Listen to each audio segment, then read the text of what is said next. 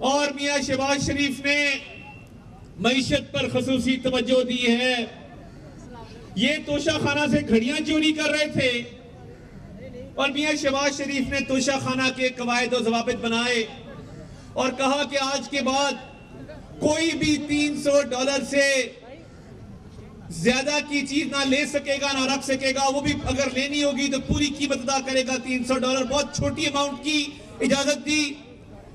ذاتی تحائف جو ملے ذاتی دوستوں نے دیے جس کی کوئی ریکوائرمنٹ نہیں تھی کہ اس کو توشہ خانہ میں جمع کرایا جائے وہ بھی جمع کرایا.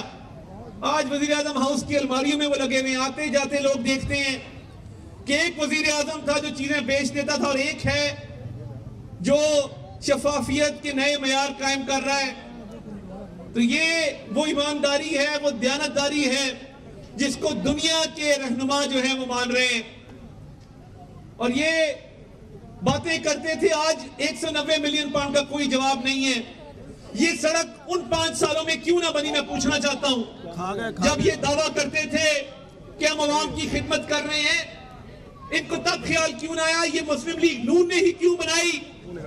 اور جب رمضان میں ہم آپ کے پاس آئے تھے, معیار شہباز کھوکھر صاحب اسی مسجد میں نماز پڑھی اور افتخار صاحب کے پاس بھی ہم گئے تو آپ کو یاد ہوگا ہاشمی صاحب نے بھی بار بار یہ مطالبہ رکھا. اللہ تعالیٰ کا فضل ہے کہ جو وعدے کیے ہیں وہ اللہ تعالیٰ کے فضل سے پورے کر رہے ہیں. آپ دیکھیں گے کہ جب بھی تعمیر و ترقی ہوئی ہے وہ مسلم لیگ نون کے دور میں ہوئی ہے. تو یہ غوث اعظم روڈ B1 B2 B3 قبرستان کی 4 دیواری ہو, یہ اس دور میں کیوں نہ ہوئی؟ کیونکہ یہ لوگ لگے ہوئے تھے پیسہ کمانے میں.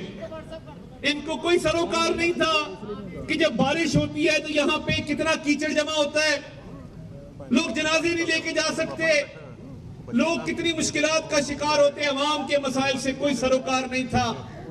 یہ کیش اکٹھا کر رہے تھے, یہ ڈیلیں کر رہے تھے, یہ 5-5 کیرٹ کی انگوٹھیاں مانگ رہے تھے.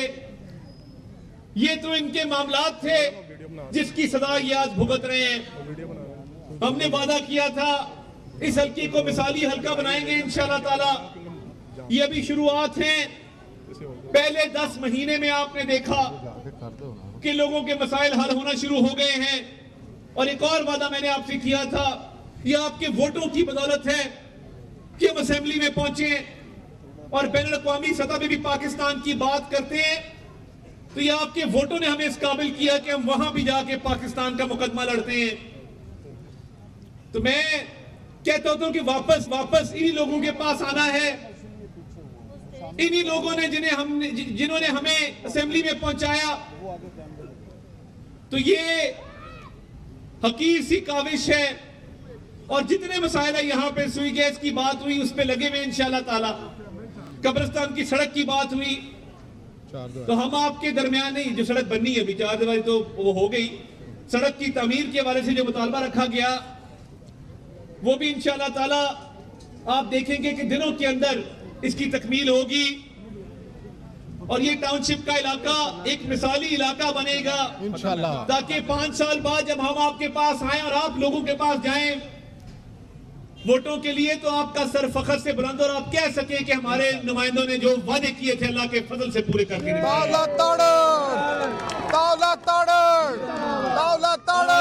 اور میں یہ سمجھتا ہوں اور یہ میرا ایمان ہے کہ یہ اڑان پاکستان کے تحت میاں شہباز شریف نے ڈیفالٹ کے دہانے سے ملک کو جہاں وہ لے آئے ہیں, یہ انشاءاللہ تعالی ترقی کا سال ہے 2025. انشاءاللہ ترقی ہوگی انشاءاللہ. مزید آپ دیکھیں گے مہنگائی بھی کم ہوگی.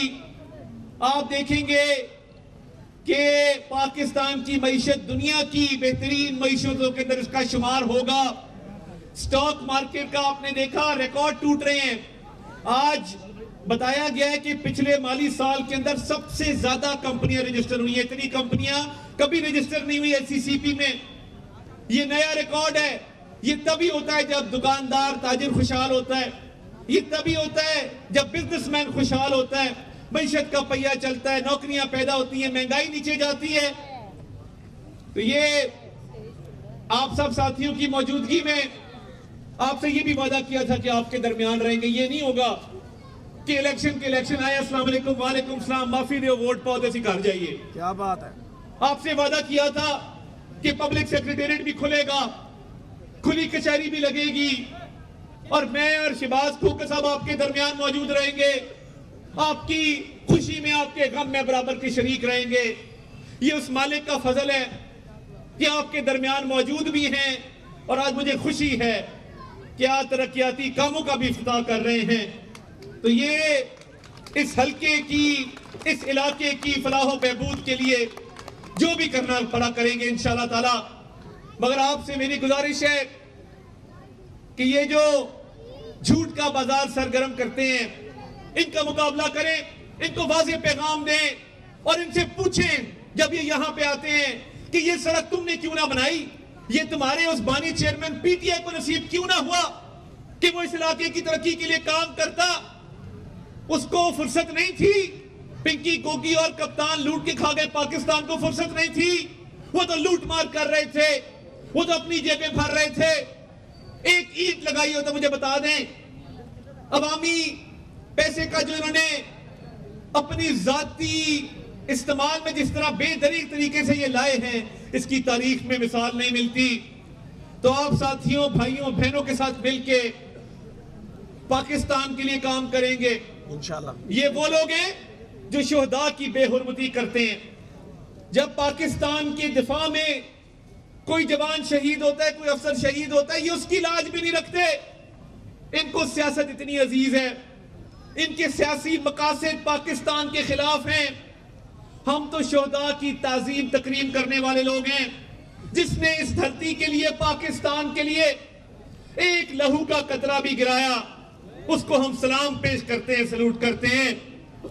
اور یہ پاکستان ہے تو سیاست ہے, یہ پاکستان ہے تو سیاسی جماعتیں ہیں.